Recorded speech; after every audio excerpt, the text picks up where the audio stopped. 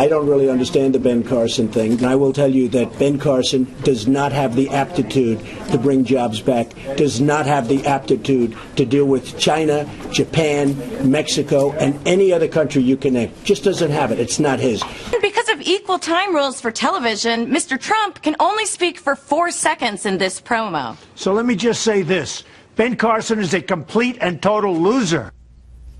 Okay, Donald Trump in New Hampshire today, and then a Saturday Night Live promo, one of many he's done. We have some new Fox News polls, as reported at the beginning of the program. And take a look. Donald Trump up 2 points since October, now leading, obviously within the margin of error over Dr. Ben Carson. But you see Ted Cruz, Marco Rubio also moving up, Jeb Bush dropping down, and you see the rest of the field. If you add the second choice, there you see an interesting list. Ben Carson, first and second choice combined, leads. Trump still up there. Rubio next. Let's take a look at two other polls before I bring in the panel. Most qualified to handle the economy. Look at this poll. 42%. Donald Trump. GOP candidate most qualified to be commander-in-chief. Donald Trump, 19%. Ben Carson, 17%. And you see the rest. With that, let's bring in our panel. Jason Riley, columnist with the Wall Street Journal. A.B. Stoddard, associate editor with The Hill. And Robert Costa, national political reporter for The Washington Post. Bob, welcome. You look at that poll. You look at what's happening on the trail. What do you think about Donald Trump and Ben Carson? They seem to be up above the rest. The outsider wave that's been surging all year, it shows no signs of receding. Trump and Carson continue to lead nationally. You have seen some strong momentum coming out of the last debate for Senator Cruz and Senator Rubio. And I think many in the Republican establishment are looking especially at Rubio as someone who could come around the corner and be their contender. A.B., I think, I'm sure in the next few days we're going to hear this poll cited.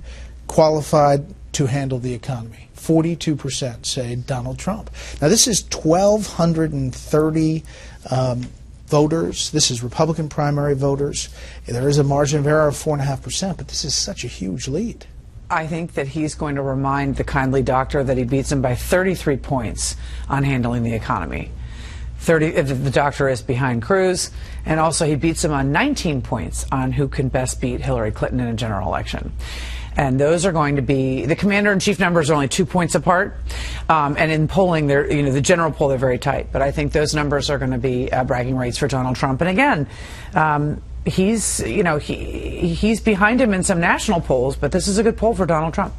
Top issue. Let's go to that. Fox News poll 4. And facing the country. Deficit and government spending at 36%. Jobs, unemployment, there you see it, and not much of a change from September. But on that issue of the economy, obviously it drives the day. Yes, it does drive the day, and you'd expect that. I mean, that's been the big story of the Obama administration. Where are the jobs? A lot of people, and of course the unemployment rate doesn't really reflect who's not looking for work anymore or who's working part-time but would rather be working full-time. So I'd expect that. I'm a little surprised that Trump has decided to set his sights on Carson right now, because one of the things this poll shows is Carson's likability versus Trump, and there Donald Trump is getting creamed by Carson. So that's a little. I think I'm not sure that seems very short-sighted for him to go there on that. But I think the other thing that struck me about the poll, Bret, is that Jeb Bush has fallen off the cliff here. He is no longer a top-tier contender, and it will be interesting to see if the mainstream media's coverage reflects that going forward, because the people at the top of that poll, whether we're talking about Carson or Trump or Cruz, are people that the mainstream media typically likes to condescend to,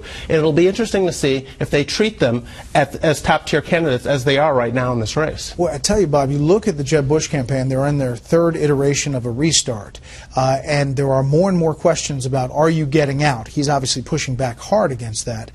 But you look at these falling poll numbers, what is your sense of where the Bush is right now? I've called around Bush's allies, and they say, remember, he's a Bush. He has presidential politics in his blood. This idea he's going to quit, they say that doesn't really ring true. But Bush has a difficult proposition ahead of him. How does he win New Hampshire? It's crowded right now up there in the Granite State. You have Senator Rubio, Senator Cruz, Governor Kasich, Governor Christie. If you want to be a center-right candidate who gets a bounce out of New Hampshire, that's what Bush wants. For now, the field's very crowded. I want to look at Fox News poll 11. This is honest and trustworthy. It has all of the candidates, Democrat and Republican, and how they stack up against each other. Leading in honest and trustworthy, Ben Carson, plus 34 net. There you see yes and no.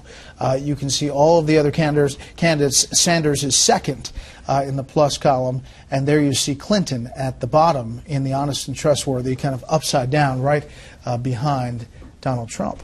What do you think of that poll?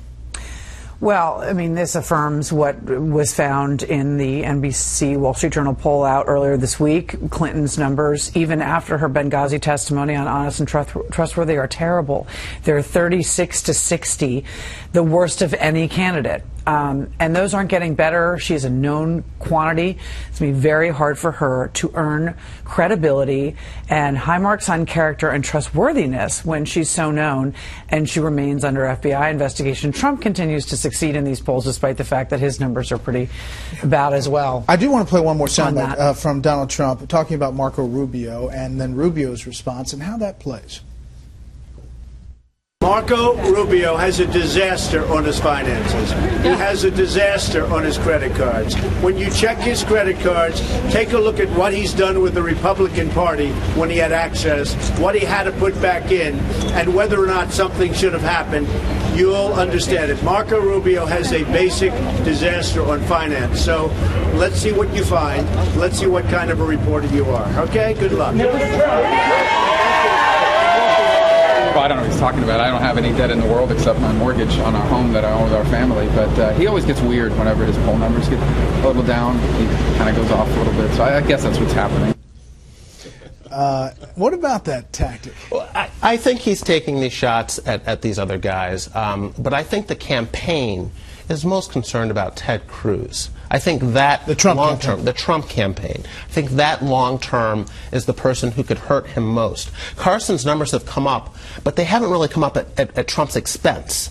Trump has really maintained pretty level over, throughout the summer. He's still pretty much where he's been there in the mid-20s. I think, and what I think is happening in the campaign is you're going to see the other voters, the undecideds, consolidating around an anti-establishment candidate. And if Trump isn't their guy, the most likely person it could be is Ted Cruz. And then the others will coalesce around an established candidate. Bob, last thing. A lot of people get mad that we focus this much on polls this early. It is the marker by which we kind of measure where things are. Organization on the ground, you've been out there. Who's best organized? In terms of grassroots fervor and organization on the ground, you have to look to Trump and Carson. I've seen their operations in Iowa. Trump has Rick Santorum's former strategist working on his side in the Hawkeye state. And you see Carson, the enthusiasm for him is letting him have this network grow almost organically. Bush, he has a great operation in South Carolina. Rubio as well down there. It's pretty competitive all around.